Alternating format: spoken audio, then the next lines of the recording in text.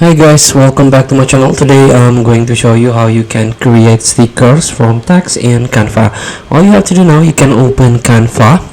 If you don't have it, you can download for free and install into your system and sign in with your account. And next you can click apps and click AI powered. Now this is the home page. You can scroll down and try to find sticker gen. Create your own personalized stickers. Stickers Gen instantly converts your text into unique stickers with a click of a button. So here, for example, a cute chihuahua. Let's begin by click use in new design.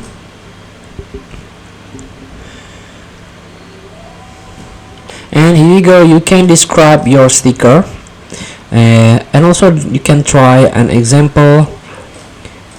A cute chihuahua, pencil drawing of a cat, a 1960 cars, and so on. Let's start with a dragon flame and generate. Please wait, this may take a few seconds.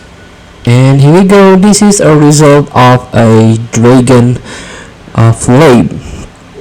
Feel free to try to create your own sticker from a text.